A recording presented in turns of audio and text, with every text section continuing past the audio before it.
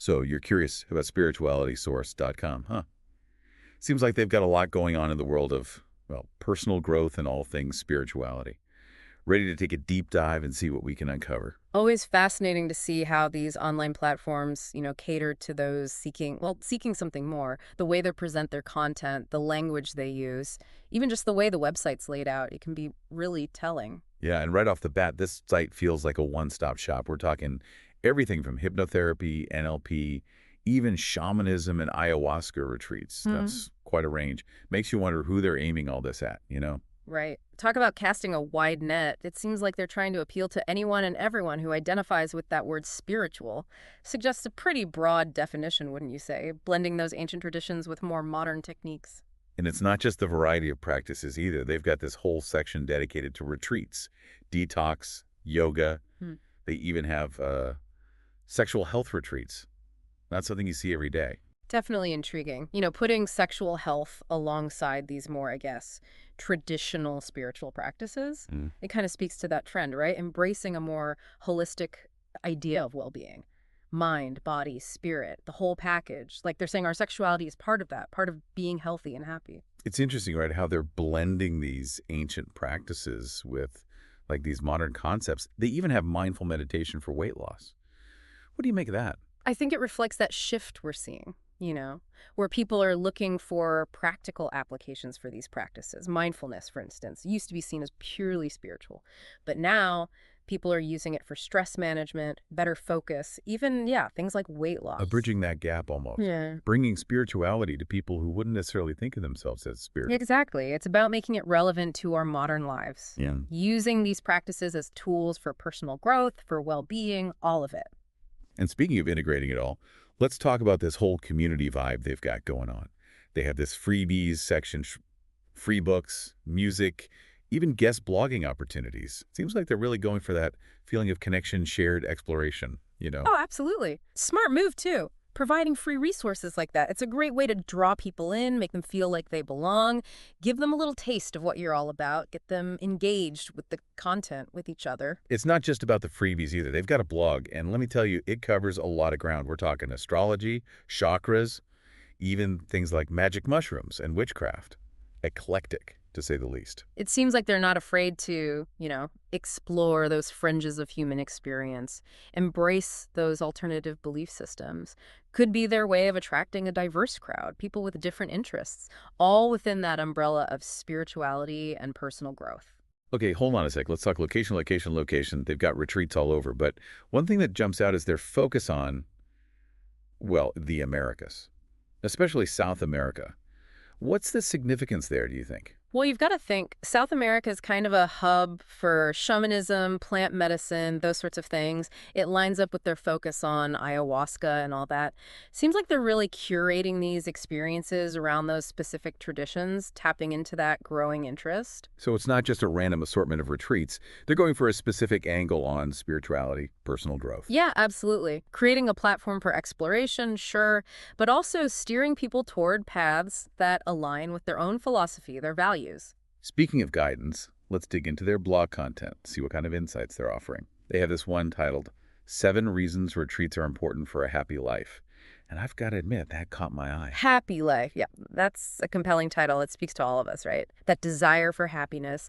Let's see how they connect the dots. What wisdom are they offering? Sounds like a plan. 7 reasons. Let's dive in and find out. All right, 7 reasons for retreat-based happiness. You ready to unpack this? Lay it on me. Okay, so reason number 1, they say retreats, they offer an escape from the daily grind. They argue that stepping away from our routines can do wonders for our well-being. Yeah, makes sense. We're all feeling that burnout these days, right? The need to just unplug. Maybe retreats are less of a luxury, more of a necessity in our always-on world. Totally, like hitting the reset button on life. Speaking of resetting, reason number 2, gaining a fresh perspective. They're saying a change of environment can help you see things in a new light. You know what they say, a change is as good as a rest. Gotta Mhm. disrupt those thought patterns, right?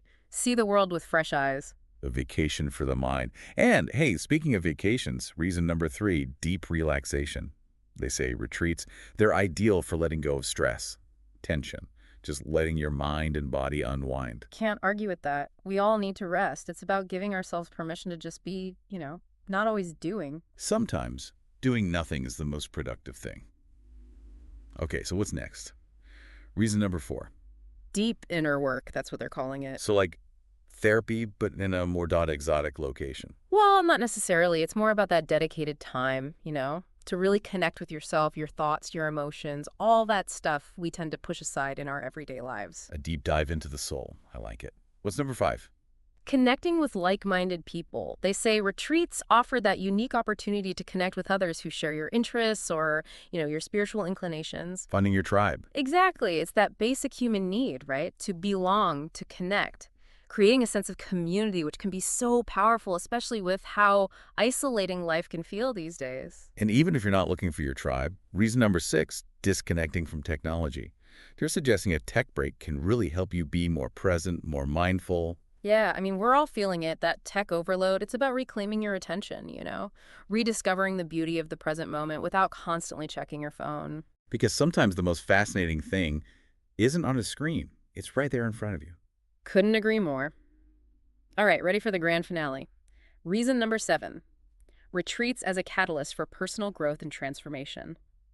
They're saying these experiences can shift our perspectives, heal old wounds, and ultimately inspire us to live more fulfilling lives. Big claims. Yeah.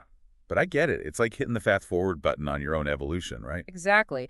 There's a reason pilgrimages, retreats, all of that have been part of spiritual traditions for centuries, It's about Yeah. recognizing that power of removing yourself from the familiar, opening yourself up to new experiences, new ways of being.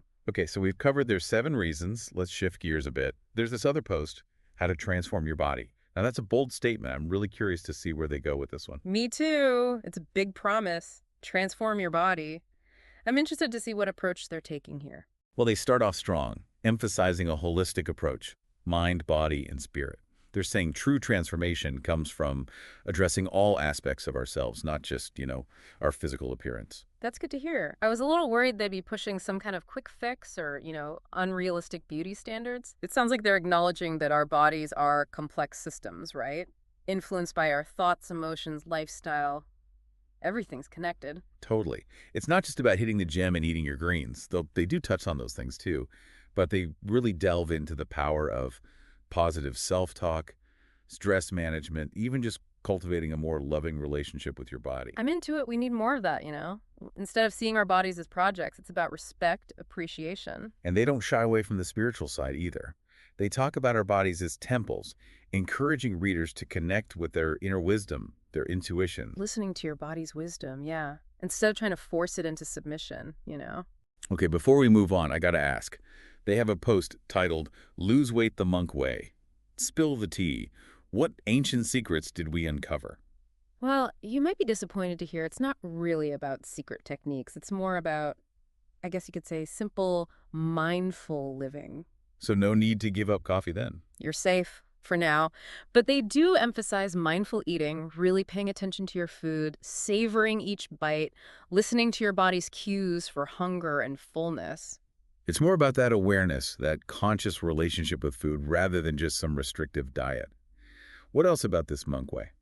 They talk about exercise, but not in the way you might think. It's not about grueling workouts, more about incorporating movement into your day naturally. Like walking meditations, gentle yoga, that sort of thing. Exactly. Finding ways to make movement a joyful part of life, not another chore on the to-do list. And of course, it wouldn't be a Mink-inspired lifestyle without the mental and spiritual aspects. Right, because stress and all that can really sabotage our well-being. For sure. They talk about cultivating gratitude, practicing mindfulness, finding contentment in the present moment, all things that benefit us, whether we're trying to lose weight or not. It all comes back to that holistic approach they seem to emphasize. Speaking of which, they've got this post, 10 tips to practice yoga every day. I'm always down for some practical advice, deep in my practice. Yeah, let's hear it. All right, tip number 1, create a dedicated space for your practice. They say even if it's just a corner, having that designated area helps you get in the right headspace. Yeah, it's like creating a sanctuary, a space where you can disconnect from the outside world, connect with yourself. Exactly. And speaking of starting small, that's actually their second tip. They're advising beginners, don't feel pressured to jump into a 90-minute class right away. It's about consistency, right? Building that sustainable practice. Yeah. Intensity comes later. And this one's important. Tip number 3, listen to your body. They're big on honoring your physical limitations, not pushing yourself beyond your edge. Good advice for life, honestly, not just yoga. All right, tip number 4. Make yoga a part of your morning routine.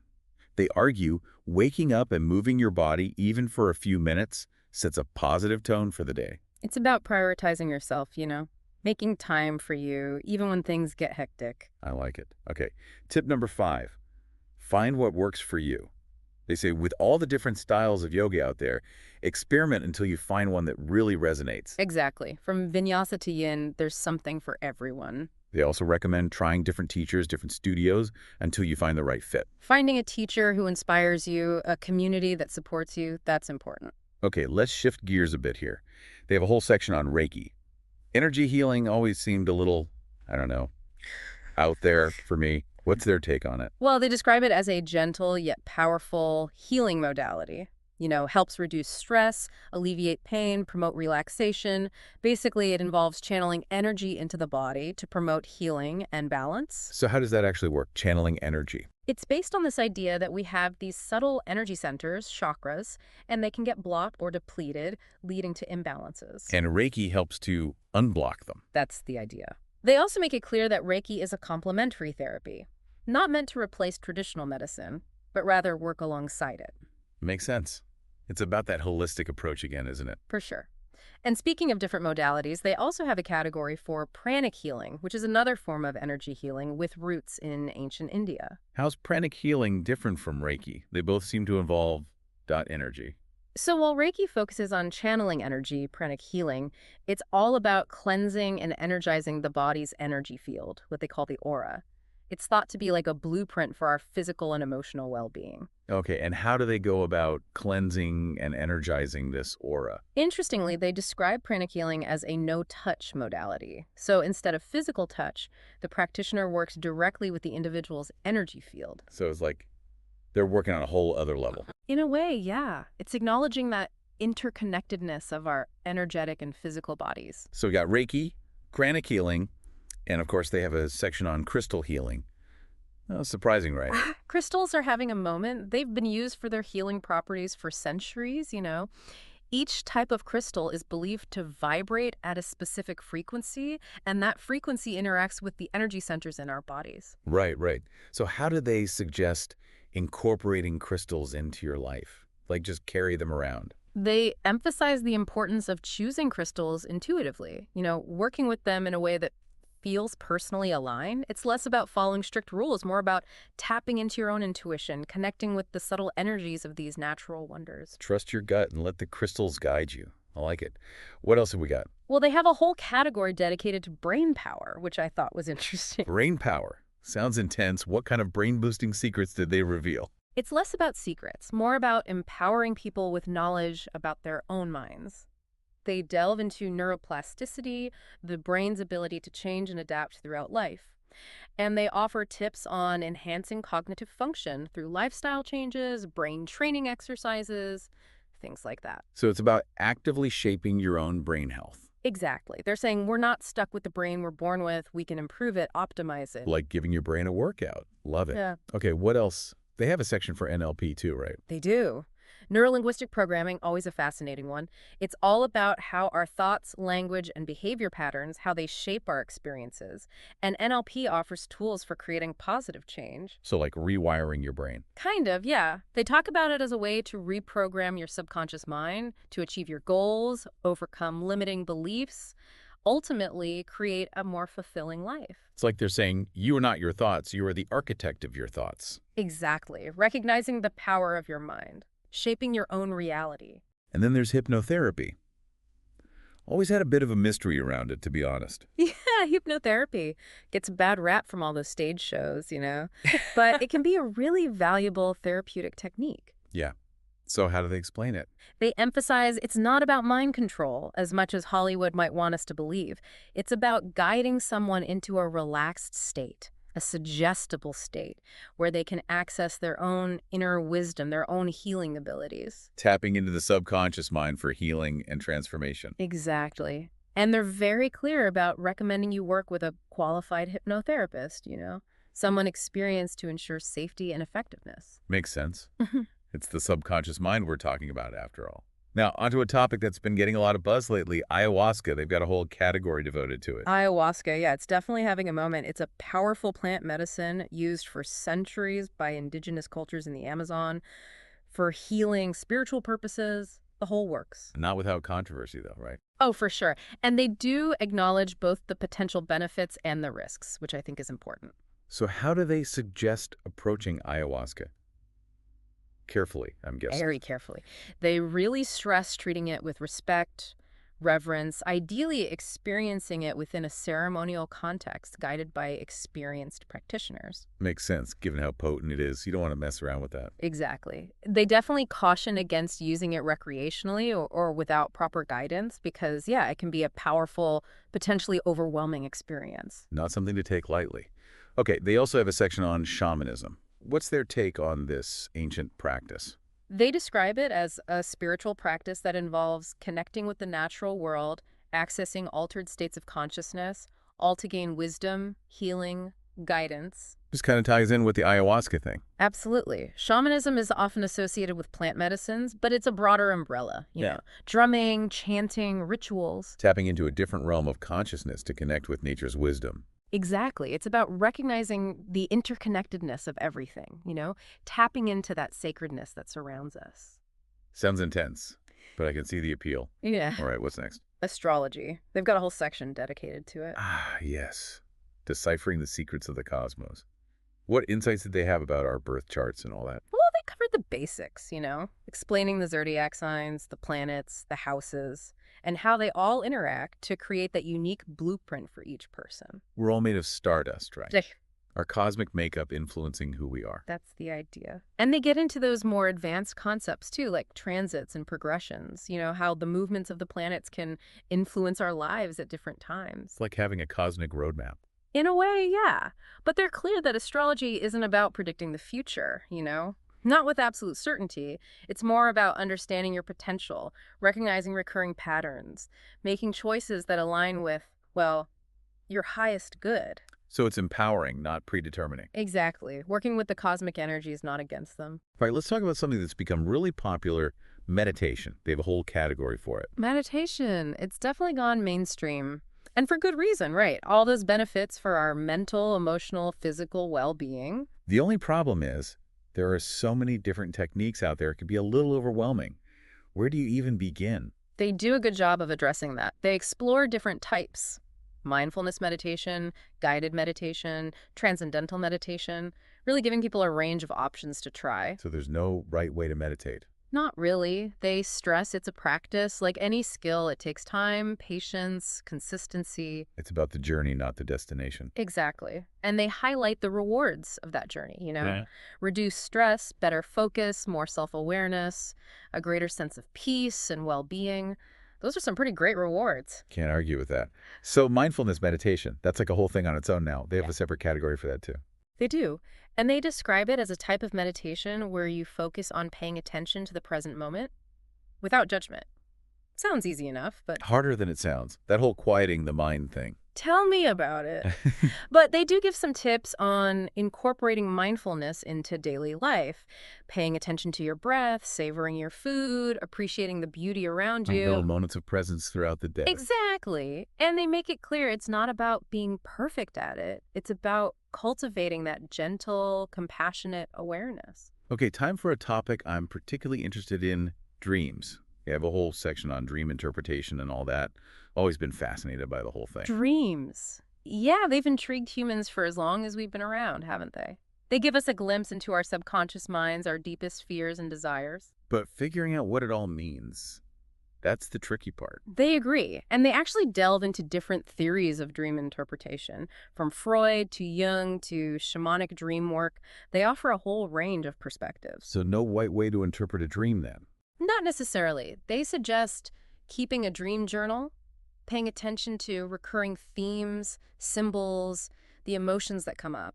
So becoming fluent in the language of your subconscious, basically. Exactly. And they even dedicate a section to lucid dreaming, which is, becoming aware that you're dreaming while you're dreaming. That always seemed like something out of a movie, to be honest. Right. But it's a real thing. And they talk about it as a powerful tool for personal growth, creativity, even problem solving. Hold on, you're telling me I can solve problems in my sleep? Well, maybe. They talk about techniques like reality testing, dream journaling to improve dream recall. It's all about training your mind to recognize when you're in that dream state. So what you're saying is, I need to start taking my dream journal more seriously. It couldn't hurt. They really encourage people to explore those possibilities, to see the dream world as a canvas for creativity, a lab for self-discovery. It's like you're saying, your dreams are your playground. I love that.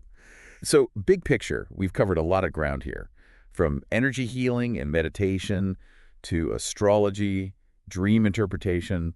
They really do seem to have thought of everything. They've definitely gone above and beyond in providing resources for people, exploring ancient wisdom traditions, modern modalities. It's a pretty impressive range, really. And they've managed to strike that balance, haven't they, between offering guidance, but also encouraging that personal exploration. Totally. They're not saying this is the one right way to do spirituality. It's more like, here are some tools. Now go find what works for you. Okay, so before we wrap up part 2, let's take a quick look at this freebies section. They've got free musics, free books, even a guest post submission form.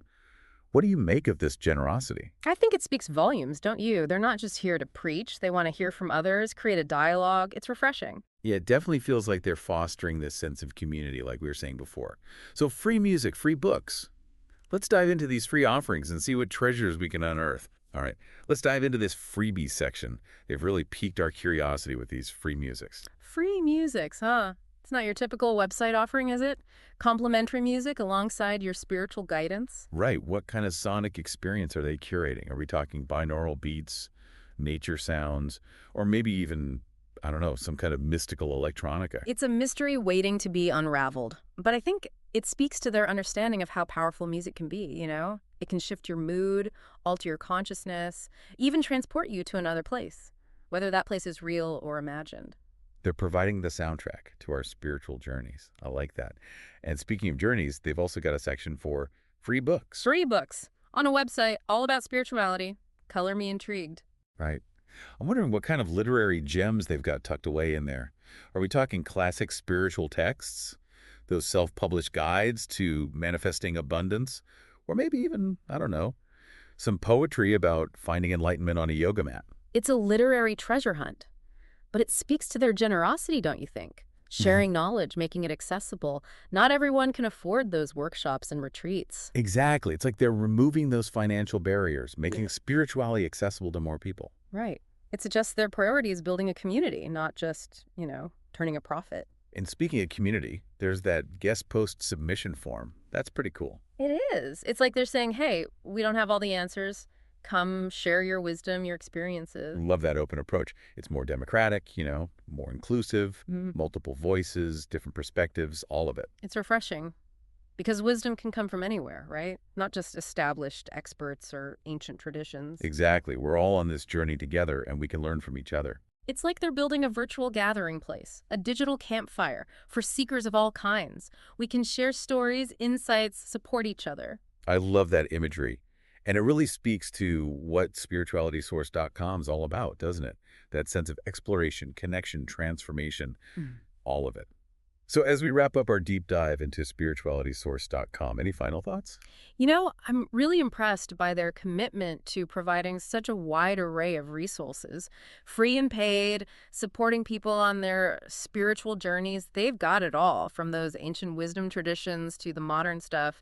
And they do it with a real sense of inclusivity. That's what I appreciate. Yeah, they've struck that balance, haven't they? Providing guidance, but also encouraging people to find their own way. Exactly. No one-size-fits-all approach to spirituality here. It's all about finding what resonates with you, creating your own path. And they make it fun. They do. It's clear they're passionate about this, and it's contagious.